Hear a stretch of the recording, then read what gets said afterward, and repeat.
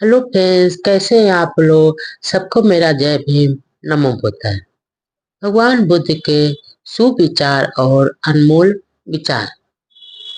एक बार भगवान बुद्ध अपने भिक्षु संघ को वीर महाकश्यप की कथा सुनाते हैं। भगवान बुद्ध बताते हैं कि प्रमाद को अप्रमाद से कैसे हटाएं। यह धम्म देशना शाकमुनि यानी भगवान बुद्ध ने इस वीर महाकश्यप के संदर्भ में कही थी। महाकश्यप तथागत के परम शिष्यों में से एक थे। एक समय वे राजगृह के पास पिपली गुहा में रह रहे थे। वहीं पर साधना किया करते थे। महाकश्यप वहीं पर साधना किया करते थे।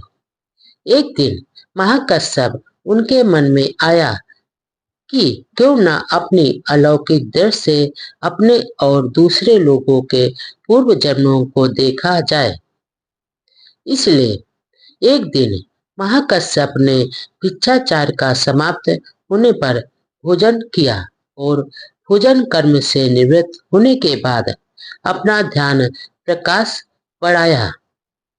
ध्यान प्रकाश बढ़ाकर अपनी दिव्य दृष्टि से द्वारा महाकश्यप जल थल तथा पर्वत आदि पर रहने वाले प्राणियों के जन्म मरण का लेखा जोखा प्राप्त करने की भावना से ध्यान में बैठ गए। उस समय भगवान बुद्ध अनिशाकमुन जेतवन सावस्थी में विराजमान थे। भगवान बुद्ध ने सोचा कि जरा देखो कि मेरा शिष्य महाकश्यप इस समय क्या कर रहा है। तब भगवान बुद्ध ने अपने दिव्य नेत्रों से देखा कि वह तो पिपली गुफा में बैठा प्राणियों के जन्म मरण जानने की चेष्टा कर रहा है और इस प्रकार अपना समय गंवा रहा है। अतः भगवान बुद्ध ने अपने दिव्य प्रभाव से उसके ध्यान में प्रकट हुए और मानो वे उसके सामने बैठे हुए थे और उसे संबोधित किया। आयुष्मान कश्यप, प्राणियों के जन्म और मरण की श्रृंखला अनंत है और अपनी बुद्धि से तुम उन्हें गिन नहीं पाओगे। अतः तुम्हारे लिए उचित नहीं होगा कि तुम उन्हें गिनने में लगे रहो। गणना करना तुम्हारा काम नहीं है या तुम्हारे ज्ञान से परे है। तुम्हारा ज्ञान तो बहुत ही सीमित है। प्राणियों के जगत में आने जाने का हिसाब किताब रखना मात्र बुद्धों का काम है, तुम्हारा नहीं है। इसके बाद तथागत ने यह गाथा सुनाई थी। आगे भगवान बुद्ध बताते हैं कि उन पांचों परिवाचकों ने यह तुरंत समझ लिया कि यह वास्तव में एक नया धर्म है, जिसका जीवन की समस्या के प्रति इस नए दृष्टिकोण से वे इतने अधिक प्रभावित हुए कि वे सभी यह कहने लगे कि यह एक मत थे कि इस संसार के इतिहास में इससे पहले कभी किसी भी धर्म के संस्थापक ने कभी यह शिक्षा नहीं दी कि मानवीय दुख को पहचानना और स्वीकार करना धर्म का आधार है।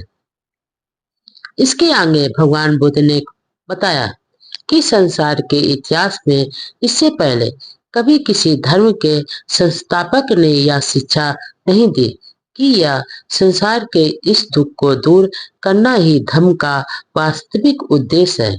इतिहास में इससे पहले कभी किसी ने मुक्ति की रूपरेखा नहीं सुनाई, ऐसा मार्ग नहीं बताया था जो इतना सरल है और मिथ्या विश्वासों और अलौकिक शक्तियों की अधीनता से मुक्त हो, जो इतनी स्वतंत्र ही नहीं बल्कि जो किसी आत्मा या परमात्मा में विश्वास तथा जीवन में विश्वास के विरोधी भी है।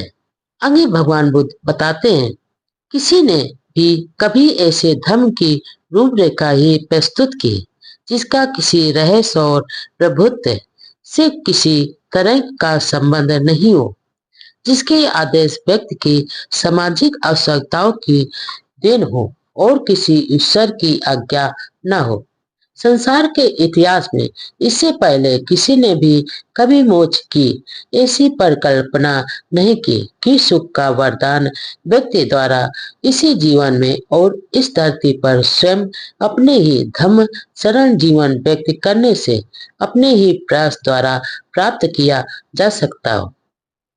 नए धम्म पर बुद्ध का उपदेश सुनने के बाद उन प्रवचकों ने उपयुक्त उद्गार व्यक्त किए और उन्हें लगा कि बुद्ध के रूप में उन्हें एक ऐसे जीवन सुधारक मिल गए जिनका रोम रोम नैतिकता की भावना से ओतप्रोत था और जो अपने युग की भौतिक संस्कृत से सुपरिचित थे, जिनमें ऐसी मौलिकता और साहस था कि विरोधी विचारों की जानकारी रखने के साथ वह इसी जीवन में मुक्ति के ऐसे मार्ग का प्रतिपादन कर सके जिससे मन का आंतरिक परिवर्तन संस्कृत और निज संयम द्वारा प्राप्त किया जा सकता है।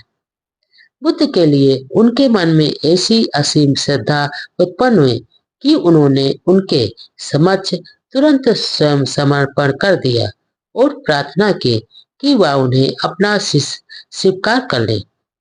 बुद्ध ने उन्हें भिक्षु संघ में आओ कहकर भिक्षु संघ में दीक्षित कर लिया। वे पंचवर्गीय भिक्षु नाम से प्रसिद्ध हुए।